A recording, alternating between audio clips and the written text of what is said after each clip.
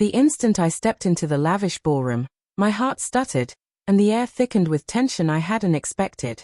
The chandeliers cast fractured shadows across the polished marble floors, and the low hum of champagne glasses clinking mingled with the laughter of the oblivious crowd. But it wasn't the crowd that made me freeze. It was her, my wife, frozen in place near the center of the room, her smile tight, eyes flickering with panic the moment she saw me. But it wasn't just the panic that clawed at me, it was who stood beside her.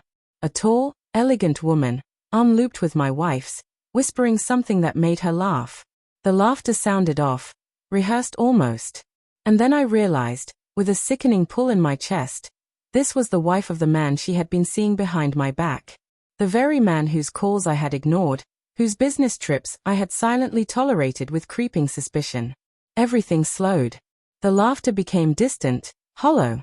My mind raced through months of subtle betrayals, the late nights she never explained, the sudden interest in his projects, the lingering scent on her scarf that didn't belong to me.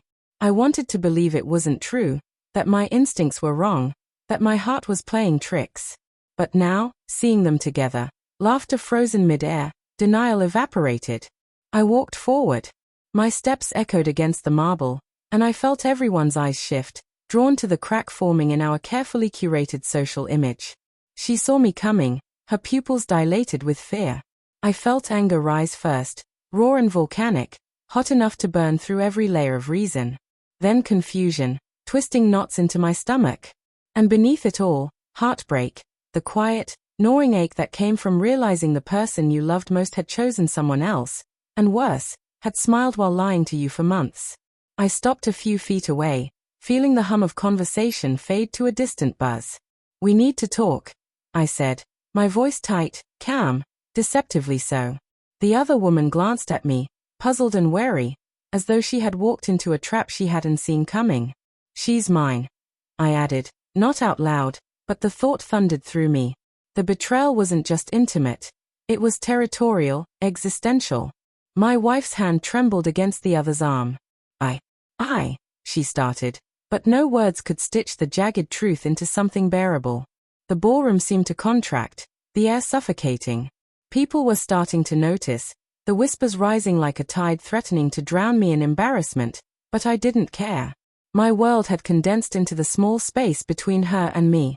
"Why?" The word barely escaped, but it was sharp enough to slice through the tense air. She looked down, shame battling defiance in her eyes. I didn't mean," she began, but stopped, as if the sentence would betray her completely. The other woman, unsuspecting until now, took a cautious step back. Her face reflected confusion and hurt, an innocent caught in a web she didn't understand. And yet, in that moment, I felt a spark of clarity. Betrayal often spreads beyond the two who commit it. It ripples, consuming others in its wake. "Don't lie," I said, voice low but firm. My fingers itched to reach out, to shake her, to demand truth. "I know. I've known pieces of this for a while. I ignored it. I rationalized it.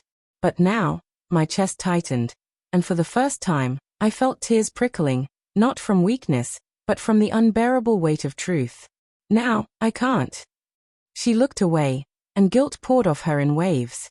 The excuses she had practiced, stress, friendship, loneliness, none of them held up under the raw glare of reality. My mind raced through the late nights I had spent waiting, hoping, convincing myself that love alone could shield me from the cracks forming in our marriage. Love had lied to me. "I trusted you," I whispered, and it came out almost as a growl. Everything, all of it, gone. The other woman's lips parted, and I realized she had no idea.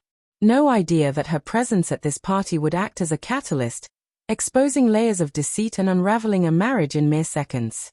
She had been innocent in the sense that she hadn't plotted this moment. She was just another pawn, or perhaps a mirror reflecting the betrayal back at me in living color. Then it happened. She, my wife, finally looked at me fully, tears streaming, shaking in the way people do when they realize they've lost the only thing that mattered. "I didn't want to hurt you," she cried, voice breaking. "I never wanted to lose you." But the words fell flat, hollow as the space that had opened between us. I felt a strange mix of emotions, rage, sorrow, disbelief. But beneath it all, a cold, creeping resolve. I realized love alone couldn't fix this. Betrayal was a wound that didn't heal with apologies. It demanded acknowledgement, consequences, and sometimes, separation. The music swelled, a slow, mournful piece, as if the orchestra sensed the fracture in our lives. I could hear the whispers now, the curious murmurs, the subtle judgment of strangers. And still, I stood, a silent storm contained within my chest. Then came the final, cruel twist. She reached out, as if to bridge the gap, and I recoiled. Not in anger, not in spite, but in recognition. The trust was gone. It couldn't be touched, it couldn't be salvaged with words, apologies, or tears. Not tonight, not ever. I turned away, leaving the two of them frozen in a tableau of their own making. The crowd's attention followed me, but I barely noticed. Every step toward the exit felt like a step toward freedom and devastation at the same time. My heart ached, not just for myself, but for the life we could have had, the love we could have nurtured, and the dreams that had quietly shattered in the span of a few humiliating seconds. Outside, the night was sharp and cold. I breathed it in, the chill cutting through the fever of betrayal. And as I stood under the indifferent streetlights, I realized something terrifying and liberating at once. The world hadn't ended. But my world, my marriage, had. And I would have to live through the pain of knowing that someone I loved could betray me so completely. I didn't look back. Not once. Not at her, not at the party, not at the illusions we had spun together. And for the first time, I let myself feel the truth in all its brutal clarity. Love could survive many things, but betrayal was not one of them.